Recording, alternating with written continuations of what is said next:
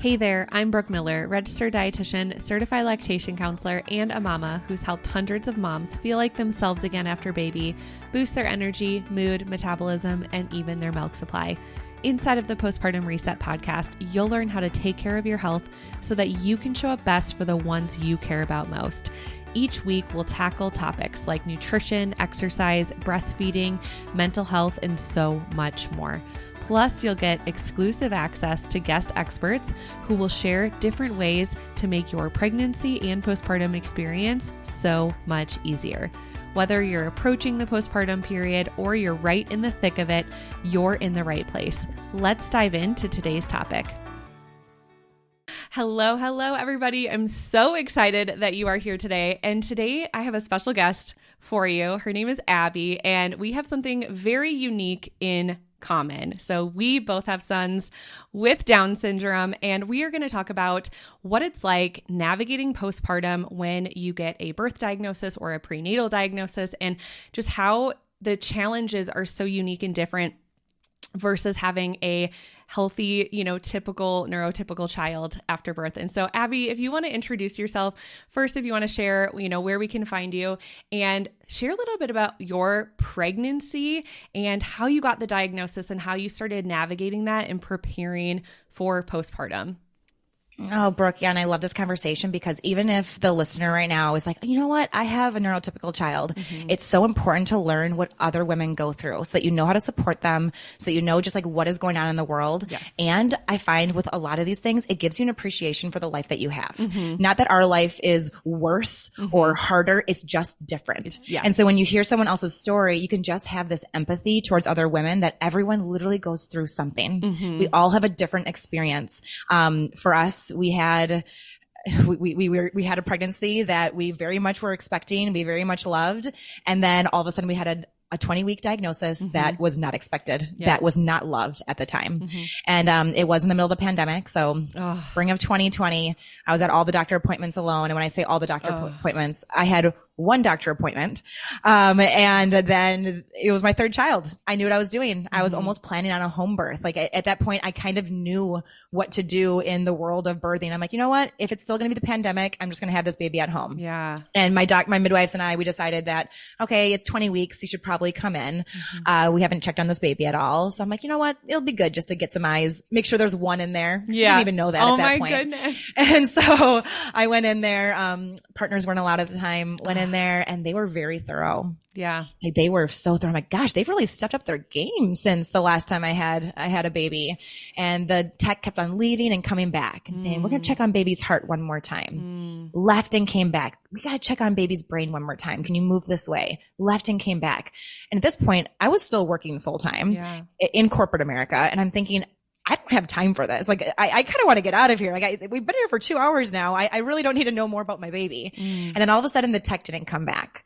But about 4 or 5 other humans came in wearing full hazmat suits. You couldn't even tell who was talking. You had no idea who they were.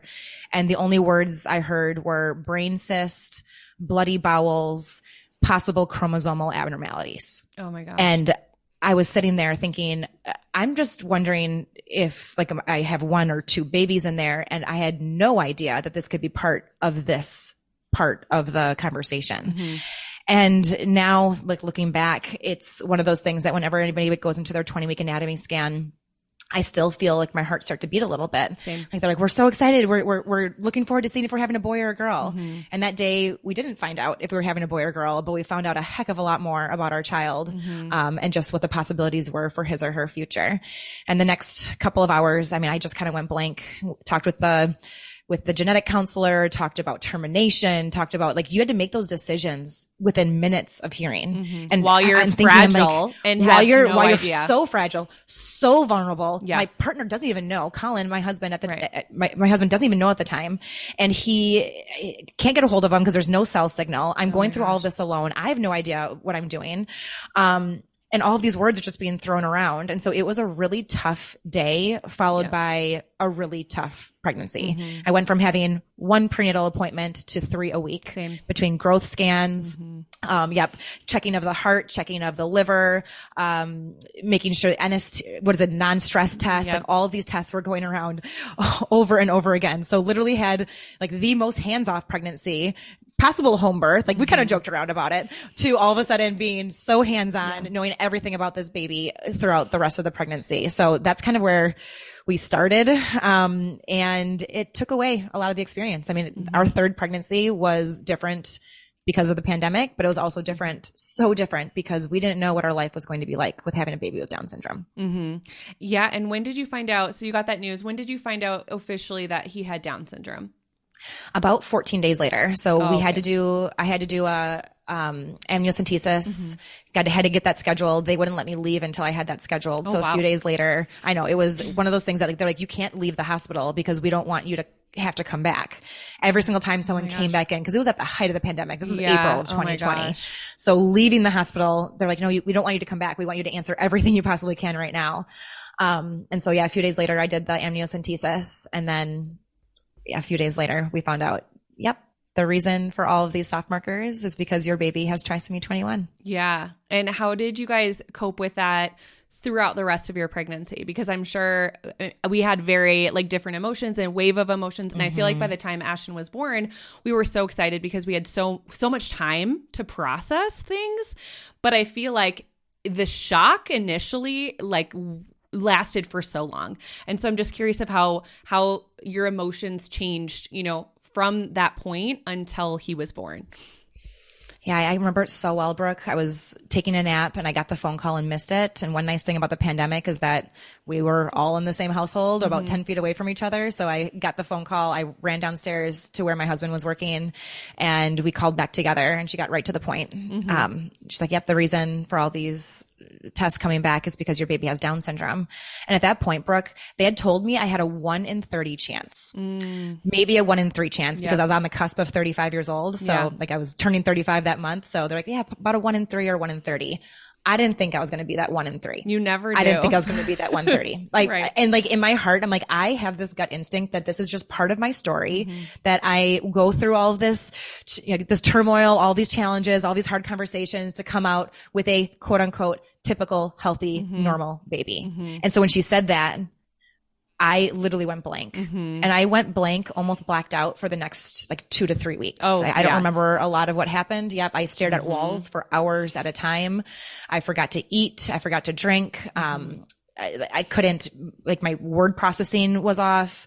My husband went to Google. He started researching. He started talking to people. Not the most helpful. And it's interesting because he's like, I found so much closure and so much angst at the same time. And he's like, I had to have the closure.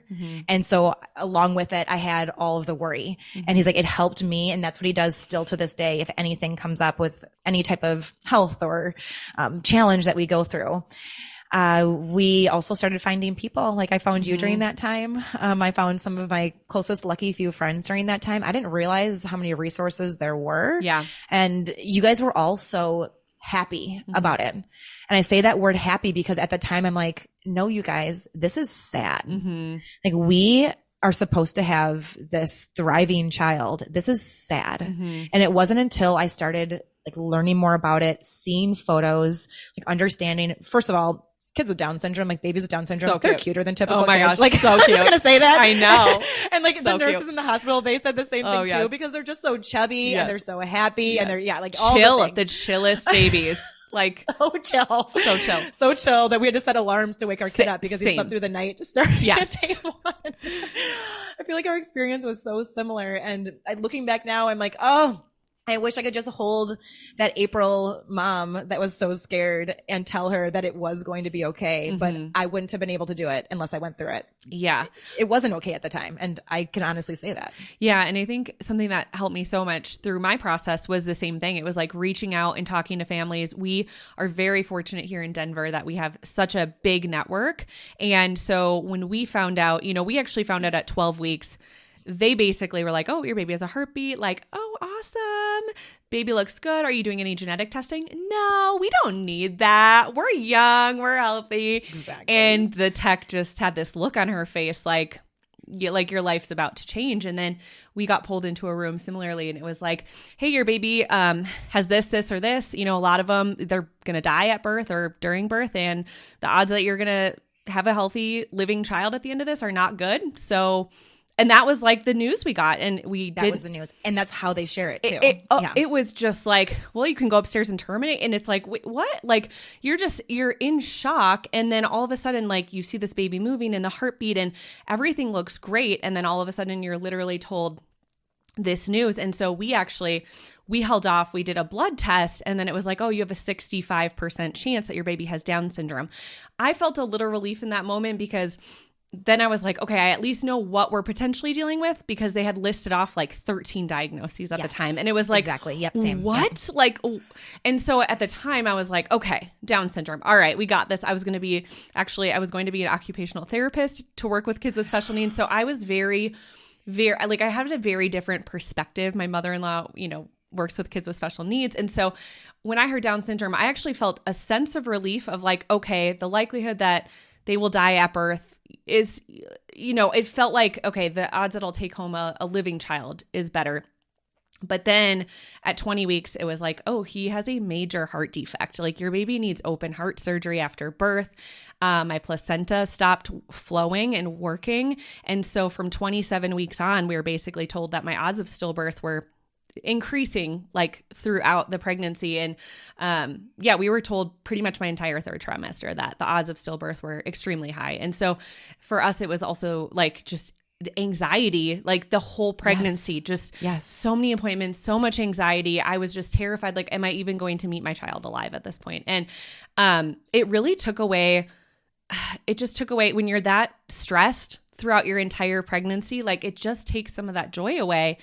And I don't know about you, but I felt so jealous of all of my other friends who were like, I'm having a girl or boy or whatever, and this is great, and my baby's growing. And I was like I just felt so much jealousy, and that's not something that I would normally feel, right? And then when you meet your baby, it's just this sense of relief, like, okay, they're here, I can see them, and they're here, they're alive, and I can see them, and they're healthy. And so how was the experience, like once you gave birth to him, how was that experience, especially the first year postpartum, how did that differ from your other children? Because we did it backwards, right? Like Ashton was my first experience with postpartum, and so I didn't know any different, whereas you had these other postpartum experiences first.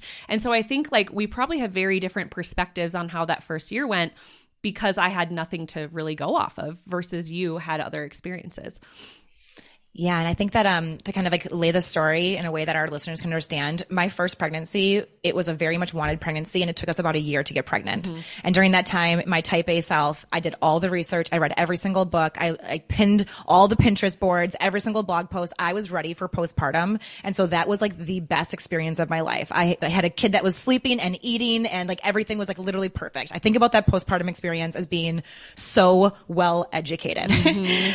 With our second, because it took us a year to get pregnant with our first, we're like, you know what? We'll just start trying now. If it happens in the next couple of months, that's great.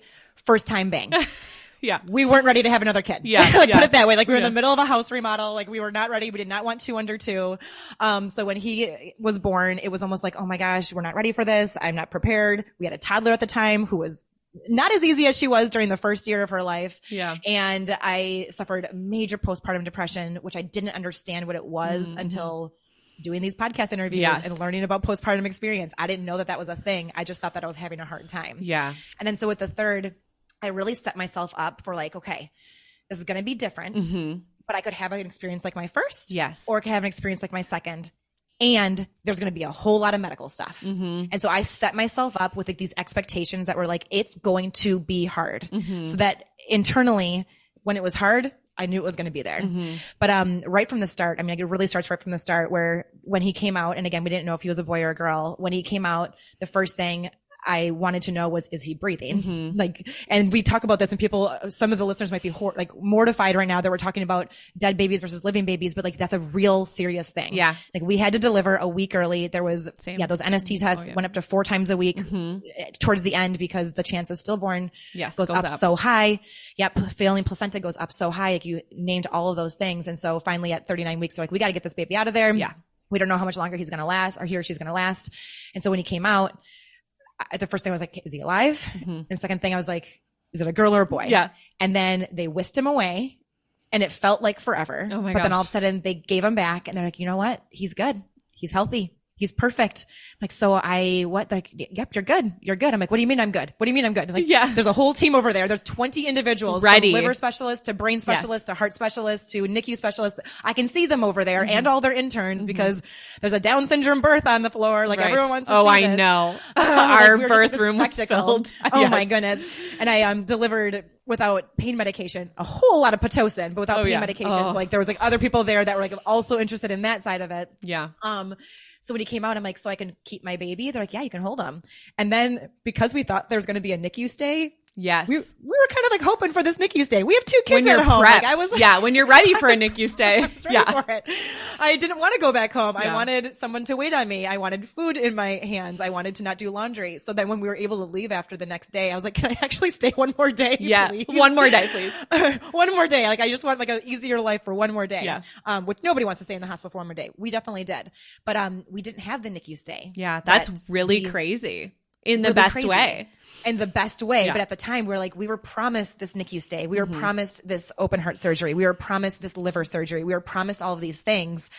And they all cleared up. Like he was born and they all cleared up. And so that postpartum experience, it was just like one bit of good news after another, after another, after another. And I wanted to share that because we really didn't love, like I wasn't prepared like you with being an OT specialist and working with kids with special needs.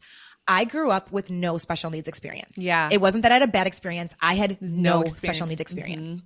I had met one person with an extra chromosome and they were at our church. And that's I met him a couple times. That was my only interaction with anybody with special needs. And so I was terrified because I just didn't know. I'm like, what do me? What do I do? I'm not going to know what to do. Like I have no idea. Like this is not the right person, universe, Lord, whoever is up there to give this child to. But then like one after another, I'm like, okay, I'm getting the hang of this while he's getting the hang of life. Like I'm learning this kind of like that first postpartum experience. Yeah. I'm learning this with my baby and we're learning this together. We're figuring it out. It is different, but we're doing it. Yeah. So you really didn't have a lot of, I mean, I'm sure, all of the therapy appointments, the early intervention stuff. Yes. That is just something that we all have to, have to have. But otherwise no major like medical surgeries or anything in that first year. No. And there's one quick story that I can tell. So he did have it's called a ductus venosus. So his liver didn't attach to his heart in the right way. Yeah. Only 8 cases have ever been shown in the history of the world. Wow. One other happened to be at the same hospital that we were at. And it was an 87-year-old man. And it happened to be in the last couple of years. So when they found this ductus venosus, this like crazy issue, they're like, wow, we want to test him. The issue is that once the ductus venosus, opens, your baby will die within the next couple hours. So we had to get like checked all the time on this ductus venosus, but he also couldn't have surgery until he was 15 pounds. Oh, wow. Well, our baby was very little for a very long time. He's still very little. Same. And so it was like all these doctor appointments waiting for him to be 15 pounds. And when he finally became 15 pounds, they're like, okay, we're ready to do surgery. And that's when my instinct, unlike when I was pregnant, I was like, no, we're not having a baby with Down syndrome. My instinct said we shouldn't do the surgery. And they're like, what do you mean we shouldn't do the surgery? I'm like, can you please just do an MRI and just check? And they're like, but we have to put him under and that's very dangerous with his heart issue. I'm like, I'm telling you right now, my gut says no surgery. Can you please just do the MRI? And they were not happy about it. And I was crying at night being like, am I doing the wrong thing? Is my baby going to suffer from this? Well, when they did the MRI, they found out that week it had closed on its own. Oh my goodness. That's insane. Out of some kind of miracle, it had closed on its own. And so they came out of that saying, well, he's good. I'm like, what do you mean he's good? Like, he doesn't need surgery. It cured on its own. We'll do a follow-up in a couple of months. Otherwise he's good. And they're like, that mama intuition, like, yes, you definitely nailed it. I'm like, wow. Okay. So I still got it. I still got it now. Yes. Mom guts, so that was real. The biggest thing. Mom, it's real. And like when it was real. screaming at you, like you can't go to sleep because until you listen to it. Right. And so that was, that was the big medical procedure that he needed. He's gotten 2 sets of tubes put in his ears for chronic ear infections. He had some testicle problems, so they've done surgery on both of those, but literally like typical boy issues, like typical children child issues. Yeah. Typical child issues that he's had surgeries on. Yeah, that's so incredible. When you can avoid those like major surgeries, it's just, especially when you have other kids at home. I think that's one thing that, Jesse and I were saying a lot with Ashton's open heart surgery. He was almost 4 months old, open heart surgery. We're in the, PICU for almost 2 weeks. He had complications after. And I did say to Jesse, I said, oh my gosh, I'm so glad we don't have several other kids at home. Like, I'm glad he's our first, because to be able to put all of our attention on him and not have to juggle like going back and forth to other kids, it was like, whew, man, this would be very overwhelming for parents who have several other children at home while going about this, If you've been wanting to reach your healthiest weight and feel like yourself again postpartum without having to sacrifice your favorite foods or your milk supply, I've got a free workshop just for you. Inside of this free workshop, you'll discover how to boost energy, mood, metabolism, and even protect your milk supply. You'll learn common mistakes that moms make that actually cause exhaustion, mood swings, low milk supply, and weight loss resistance to become worse, things that moms don't even realize. And you'll learn the proven 3-step method to heal your hormones and metabolism after baby, so you can go from surviving to thriving postpartum. Plus, as a free gift, you'll get my postpartum snack guide when you come hang out with us. All you have to do is click the link in the show notes to save your seat today. Spots are limited. See you there. What are some things that you wish you would have prepared for more postpartum with any of your experiences, whether it was with Owen or with any of your other kids? Yeah. And it's partner involvement. Mm-hmm. So that's one thing that they didn't teach me in the baby books. They didn't really teach me in the classes, is partner involvement. And I think with the first, I don't know if you had this experience or if it's a typical mom, like things that many moms have, is I could do it all. So I did it all. Mm-hmm. And I was so happy to do it all. Yeah. And so when we had one, I took all the diaper changes. I took all, I nursed for a full year. I, did the baby registry. I did all the things because I wanted to with a loving heart. Mm-hmm. And then when our second came along, I literally waved the white flag and was like, I need to surrender. Yeah. Like, not only can I not do half of this, I can't do like 75%. Yeah. Like, I need you to take the toddler 100% so that I can take the baby and me. And I can't even take the baby all the time right now. Right. And so, and I think that this is it's very common for people with my personality, like that do it all superwoman mentality, where you go, and you're praised for it. And it feels like a good challenge and you love the feeling until your body literally burns out. Yep. And you don't know when it's going to happen until you are already burned out and you're thinking, but I was doing fine a couple of days ago. What the heck happened? Mm-hmm. I developed an autoimmune condition. So I developed Hashimoto's hypothyroidism during this because my body literally was telling me, you gotta stop. You gotta stop. And it was screaming so loudly and I didn't listen.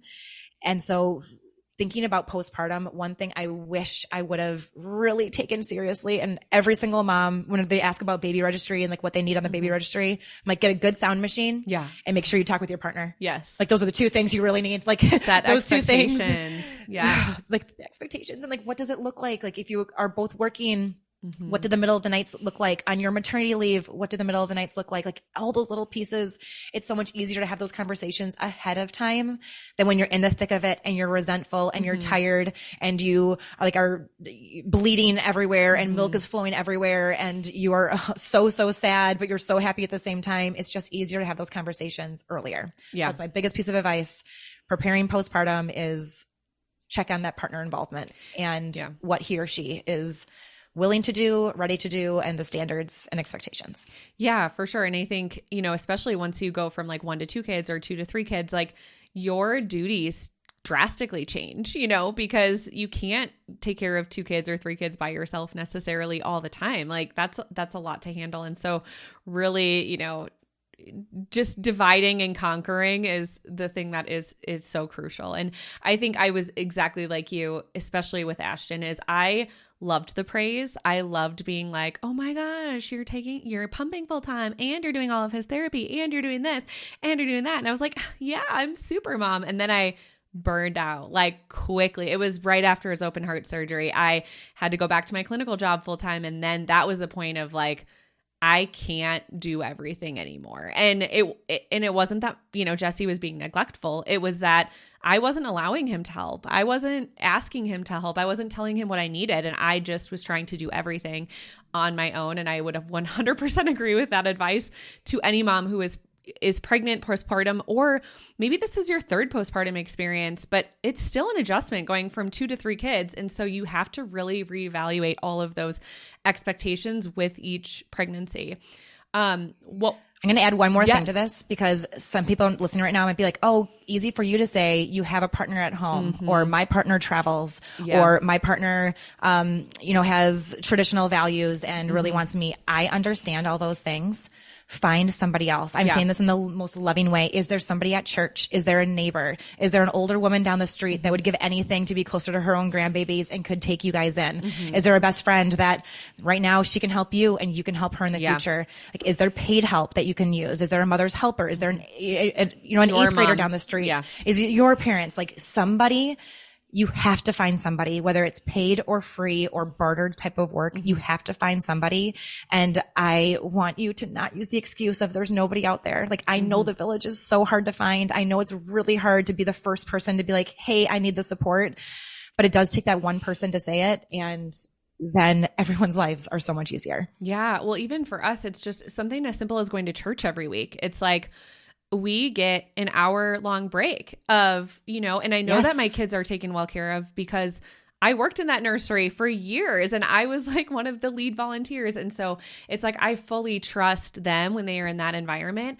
And for us, it's like, of course, like we love going to church because it fills up our cup in all of these other ways, but it's truly like, we get a break, and that 1 hour, it does wonders just to get like an hour alone. And that's something that we actually changed this past year, is we finally found a sitter who, she was very familiar, Ashton not only has Down syndrome, has autism, and we found a sitter who is very, her brother has autism. And so we have like dedicated and made it a priority in our life that we will do ideally 2 date nights a week, or sorry, I wish 2 date nights a month.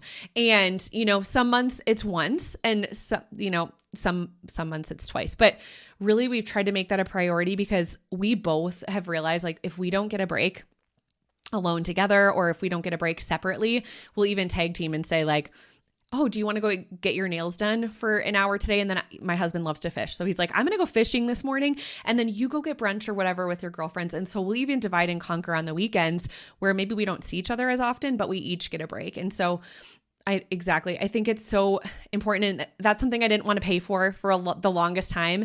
Agreed. Right. And then it just hit. It's like, hey, this is starting to impact our marriage because we're not having enough alone time together. And so I will suck it up. I will pay the babysitter because my marriage is important. And if it gets neglected, it's going to start to lead to other things down the line. So I love that piece of advice. And what would you tell specifically a mom today who gets either a prenatal or a birth diagnosis, not just for Down syndrome, but any type of diagnosis? And it could be that her baby gets a medical diagnosis at 1 year old or 2 years old. What would you say to that mom?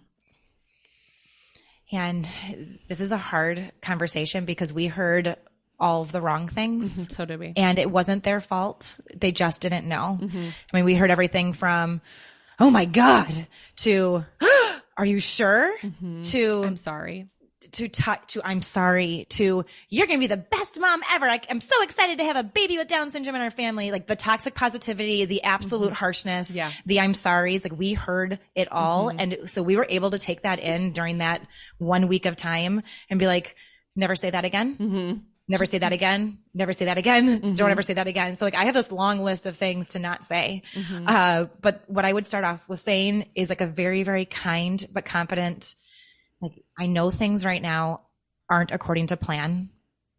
You're going to do wonderful things, even if right now it might not feel that way. what can I do to help? Or when can I come to walk your dog? Or what do you want for dinner tonight? I'm bringing you food. Like following it up with something that can take a load off their plate, but just like reassuring that mom, that dad, that you're completely correct. This is not according to your plan, but this is going to work out in ways that you have no idea how amazing it's going to be. And we literally don't know. I mean, like think about Ashton, think about Owen, like they have brightened our lives in ways that our typical kids never would have. Like we are part of these communities that are advocates, that are so close knit because of these hard, challenging times that we never have at baseball practice with our son or at dance practice with our daughter. Like it feels so much more surface level versus the deepness that we can feel in the Lucky Few community. And it could be it could be ADHD, it could be autism, it could be, a heart defect that comes out later. It could be all these things. And I'm tearing up thinking about this because we have friends who have been through that. And we were the first ones that they reached out to. And then we know that your child doesn't have autism or ADHD, but we know that you went through a diagnosis. And we also know that our parents didn't say the right things. Like just hold us close right now.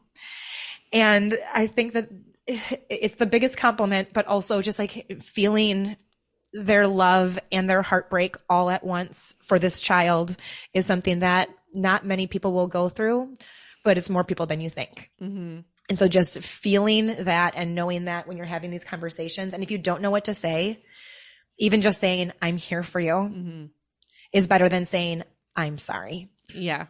For sure. And even just asking like, how are you doing? How are you coping right now? Because those emotions change so drastically. And I think that was the thing that was the hardest for us to experience was people just kept saying, I'm sorry. It was like we were announcing like, oh, we're pregnant. We have this baby. And like the first thing we would hear is, oh my gosh, I'm so sorry. Your baby has Down syndrome. Yeah. And it was just like, can you even fathom like telling somebody, oh, I'm having a girl. And then for people to be like, oh gosh, I'm so sorry that it's not a boy. Like it's just, it just felt so uncomfortable and then especially once we got to the point where we're like, okay, we've had like so much time to process this. We've had months, like we've met people, we're supported. We have a medical team in place. Like we're so excited. And then people would still say that. And it was like, oh my gosh. And we've gone through these experiences now too. Like one of my close friends, her baby has a really rare skin disorder and she just found out she's pregnant too. She just found out her next baby has the exact same disorder. And I mean, we're talking a lot of medical complexities, and very rare. And her and I were just talking like, you don't expect it to be you. And so if you're listening to this episode thinking like, I'm never going to have to worry about this, you don't know that. And you don't know what your friend is going through. I mean, one of my husband's best friends, their baby was just born and he died, like the next day. And it was just like devastating. Like, you don't know what can happen. And so I think being prepared and like, just how can you support that person? And so asking like, how are you doing today? And letting them have all emotions, because that day they might be just sitting in grief.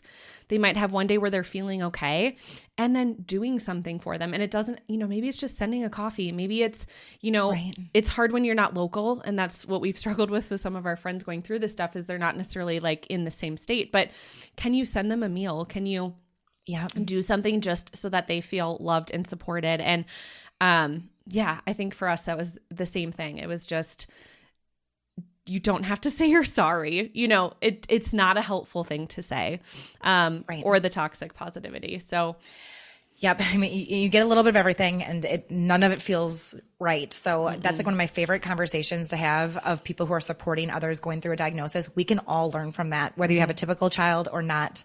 We can all learn how to react and what to say when someone does get news. Yeah. And again, like you don't know when this could happen. I mean, this could happen to your best friend, your coworker, like this stuff can happen at any point. And I will say, I do think you and I had an advantage in a sense of when you get a prenatal diagnosis, you have a lot of time typically before the baby is born to process things. Whereas when you get a birth diagnosis, like not only are your hormones all over the place, but it's like you're really in shock while going through all of these hormonal shifts. And so I do think for some moms that tends to be harder in some ways when you're unexpectedly given a diagnosis. at birth versus prenatally. But I don't know. I don't think that there's like a right way to go about it. No. And I went through that in my mind because Colin and I, we went back and forth through that because we were thinking about having a fourth, like trying to figure it out. And he's like, I just feel like our postpartum experience, or sorry, our pregnancy was like, we had a totally different pregnancy experience. I want another typical pregnancy experience. And I even told him like, we don't know that. I'm nearing 40. We don't know that. Like, we don't know that.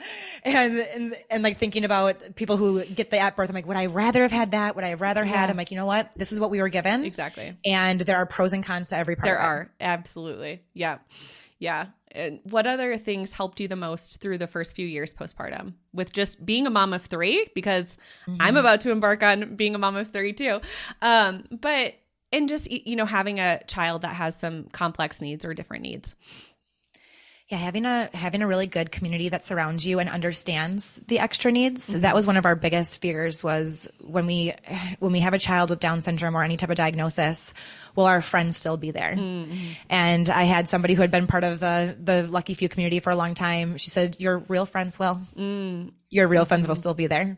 Like, this is a time where you do find out who your surface level friends are versus who the real ones are. And I will say that we have gone so deep with the friendships, and not to mention Owen's the cool kid. Like right now he's 3.5. He's 100% the cool kid. Like he always is smiling. He's like in a good mood. Like he's like dances all the time. Yeah. And so for right now, it's going really well. And at the same time, we have just lost touch with some people, and that is okay. Like, it's not for everyone. It's not up to us to say, you have to accept our new life. Would we have loved to stay friends with them? Absolutely. But it just doesn't happen all the time. So finding that community, and I said it in a previous answer, but a lot of people, because with the Herself podcast, we have a lot of individuals in that community that they want friends. And at the same time, they don't say the first, hey, do you want to go grab coffee? And so it sometimes takes you getting a little bit extroverted, you being brave for 5 seconds and reaching out to that mom at the park that your kids are happily playing together. Or if you happen to go to the library at the same time as that other mom or that dad, and you see them every single week, just being like, hey, I see you all the time. We have something in common. Meet here next Tuesday. What's your coffee order? I'll bring the Dunkin' Donuts this next week. Just reaching out and getting brave for a little bit, because I'm telling you right now, in my DMs on Instagram, in our podcast, the other woman is hoping you're doing the same thing. The other woman also wants to be brave for 5 seconds, but she's not able to either. So I think just in that postpartum experience, and we don't have family who lives close. So we either are paying for our help or we're bartering. And we do the same. We do that. So like we will help babysit other people's kids. We will, drop the kids off here so we can go to the store solo. We will take on the kids when they're at the store, whatever it is, just to make life a little bit easier.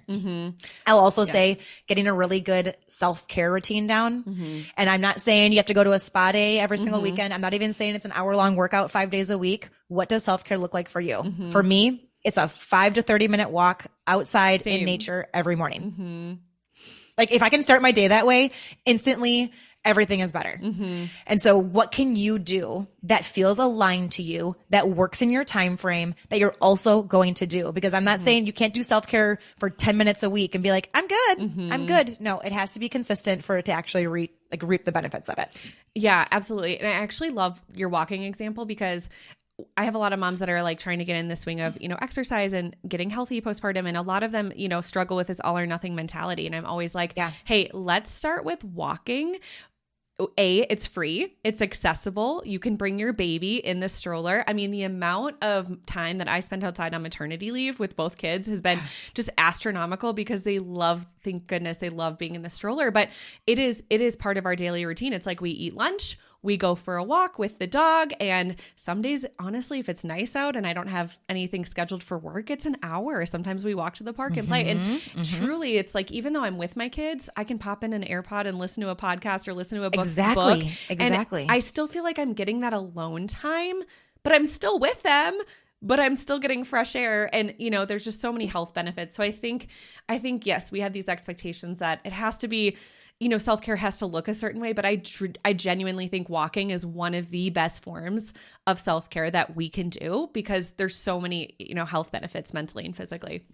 So that's a great one. And my kids always know, they're like, Mom is going to be so much fun at the park. She's going to play Monster on the playground if on the way to the park we don't bug her. Yep. And because I have an AirPod in, or I am like listening to music, or I am completely like just in my own thoughts, not talking to anyone, or I'm listening to a friend's Voxer message or voice message, and they know that now. There's, almost 8, 6, and then Owen, who's 3.5, but they know that at this point that if we don't bug mom on the way to the park, she's going to be so much fun when we're actually at the park. Exactly.